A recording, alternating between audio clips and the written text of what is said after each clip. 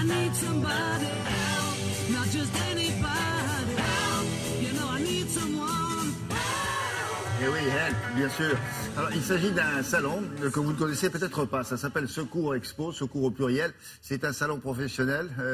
On le découvre. Il a combien d'années d'existence? 2, 3 ans, quelque chose comme ça? C'est troisième édition. C'est un salon qui est réservé aux professionnels. Donc, a priori, le grand public n'y a pas accès, sauf ceux qui veulent effectivement en faire une profession.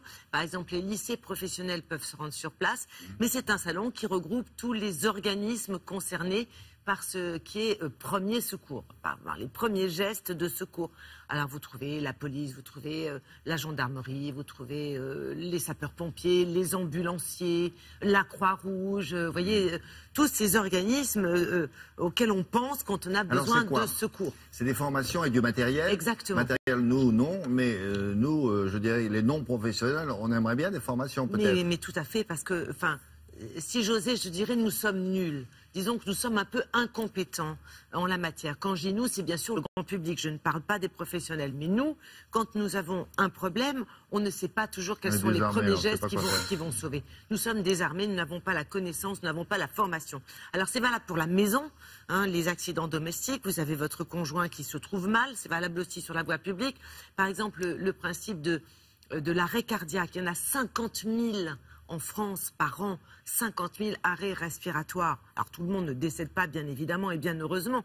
Mais enfin, il faut savoir faire ce qu'il faut dans les premières minutes. Et puis, il y a aussi, bien sûr, cette épée de Damoclès que nous avons en permanence maintenant au-dessus de notre tête et qui s'appelle le risque d'attentat. Comment faire, comment prévenir, comment contribuer à la prévention sur le risque d'attentat. Donc nous avons eu la chance de pouvoir nous rendre sur place et nous avons rencontré les organismes les plus connus en la matière, y compris ceux qui font de la formation. Regardez, c'est en images.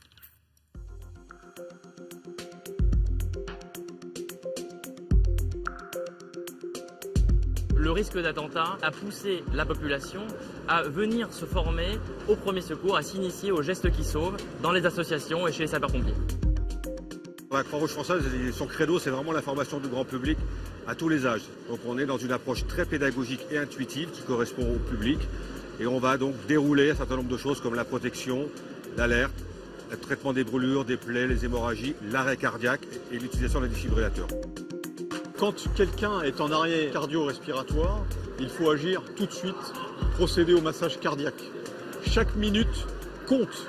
Dès la première minute, le cerveau, le cœur qui ne sont pas irrigués peuvent entraîner des séquelles graves pour la personne touchée par cet arrêt cardio-respiratoire. En massant, on permet de sauver la personne jusqu'à temps que les secours arrivent et les secours prendront le relais. Sur la voie publique, vous êtes confronté à quelqu'un qui s'écroule, qui s'est cogné, qui est percuté par un véhicule et qui tombe. La personne n'est pas consciente, elle ne vous répond pas, elle ne serre pas vos mains, elle ne cligne plus des yeux. Il faut la mettre en position latérale de sécurité. C'est quoi la position latérale de sécurité? C'est mettre la personne sur le côté pour éviter qu'elle ingurgite ce qu'elle déglutit. Ensuite, une fois qu'elle est en position latérale de sécurité, il faut appeler les secours. En tout état de cause, face à une situation exceptionnelle de type fusillade, il faut arrêter les hémorragies. C'est comme ça qu'on sauve les personnes. Comment sauve-t-on d'une hémorragie? Le sang coule abondamment. Il faut faire un garrot avec une cravate, une ceinture et faire un lien suffisamment serré jusqu'à temps que l'hémorragie s'arrête. Chaque citoyen peut être amené à lutter contre le terrorisme.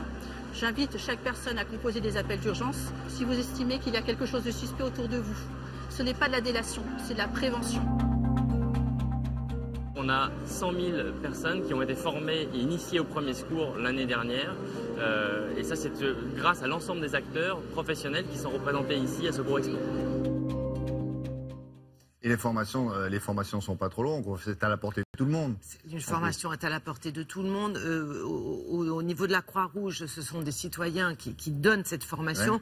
Ouais. Ça va de 4 heures à une journée complète. Même il y en a qui durent une petite heure jusqu'à une journée complète. Donc il ne faut pas hésiter à se former. Ça a été le cas là, depuis quelques années, évidemment, et notamment depuis les derniers tragiques attentats sur Paris, eh bien, on a beaucoup de personnes qui vont se former et c'est une bonne chose. Ça n'engage à rien. Il vaut mieux connaître ses premiers gestes. Alors, c'est une démarche volontaire. C'est nous qui allons nous adresser. Et pourquoi ça ne se fait pas en entreprise? Dans une entreprise comme celle-ci, nous sommes très nombreux. Comme on dit, c'est une excellente question. Mais c'est vrai. Mais bien sûr. À tour de rôle, comme ça, on dirait se former. Il faudrait absolument. À suivre.